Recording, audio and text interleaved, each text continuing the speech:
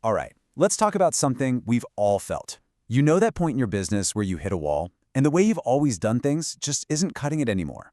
You get that feeling of there has to be a better way. Well, there is, and it's AI automation.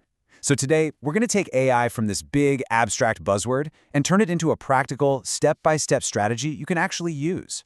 So, what's our game plan? Simple.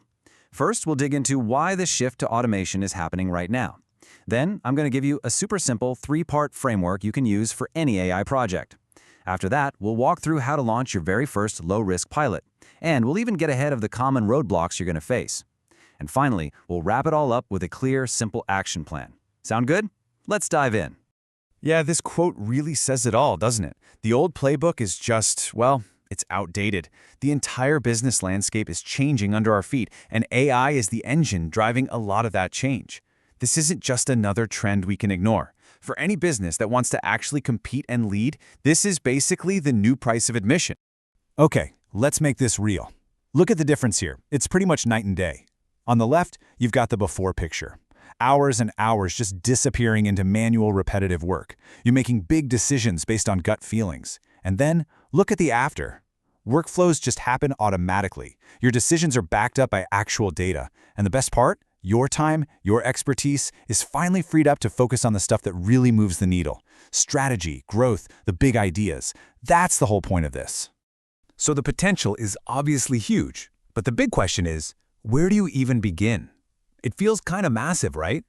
Well, it all comes down to a really simple 3-part framework. Just think of these as the 3 essential pillars you need to build any successful AI project. Get these right, and you're building something that will last.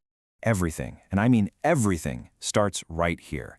Pillar number 1, strategy and planning. Seriously, before you look at a single shiny new tool, you have to stop and ask the hard questions. What problem are we actually trying to solve here? And what does success really, truly look like? That clear objective you set, that becomes the compass for every single decision you make from here on out. Okay, so you've got your strategy, your compass is pointing north. Now what? Well, now you actually have to make the journey. That brings us to pillar number 2, implementation. Because look, a brilliant plan is completely worthless without great execution. This is where the rubber meets the road, choosing the right tools, managing your people and your budget, and staying laser-focused on a high-quality result. And that brings us to the final pillar, measurement and optimization. You've probably heard this a million times, but it's 100% true. You cannot improve what you do not measure. This is where you set up your KPIs, your key performance indicators. And that's just a fancy way of saying clear goals. Don't just say improve customer service. Say, we're going to reduce customer response time from 24 hours down to 4 hours. See? When you have data like that, you can track what's working and what's not, and get better over time. All right, that's the theory. That's the big picture. Now, let's bring this all down to earth. We're going to shift from high-level ideas to a concrete step-by-step process you can literally start using today to launch your very first AI pilot project. So here it is, your 5-step blueprint. Step 1, define your scope, and I mean get really specific. Don't say improve efficiency. Say cut invoice processing time by 30%. Step 2, audit your current process. Find the actual bottleneck. Step 3, start a small, focused pilot project that targets that one pain point. Step 4, measure your results obsessively. You need to know the before and after. And finally, step 5, take what you learned, make it better, and then you can think about scaling it up.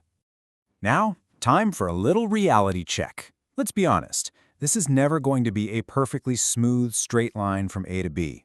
You are going to hit roadblocks. But here's the good news. The most common ones are totally predictable. And if you can predict them, you can prepare for them.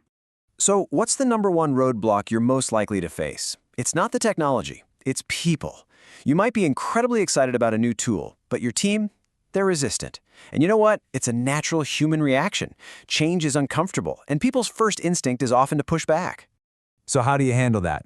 Well, you don't just force it on them. The goal is to build buy-in, not demand compliance. You have to educate your team and show them exactly how this makes their jobs better, not harder. And here's a little pro tip.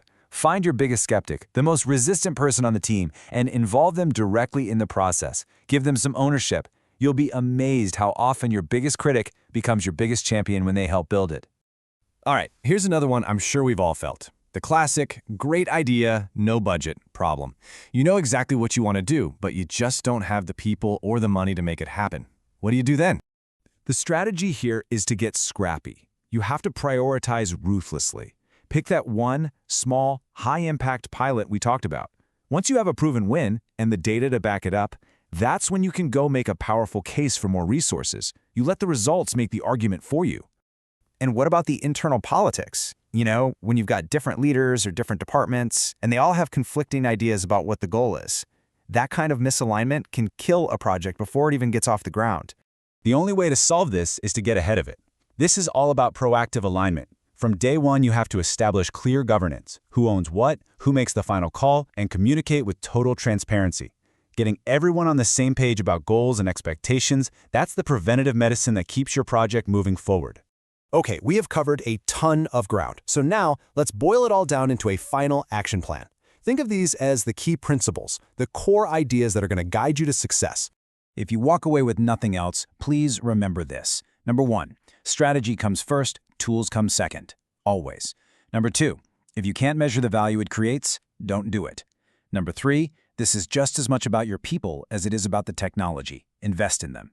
And finally, number 4, your plan is a starting point, not a sacred text. You have to stay flexible and be ready to adapt. So, I'll leave you with this final thought. We've talked about theory, frameworks, and plans, but now it's time for action. So I want you to look at your own work, your own business, and ask yourself this question right now. What is one specific repetitive process that you could start to automate with a tiny pilot project this week? Because that right there, that's where this journey truly begins.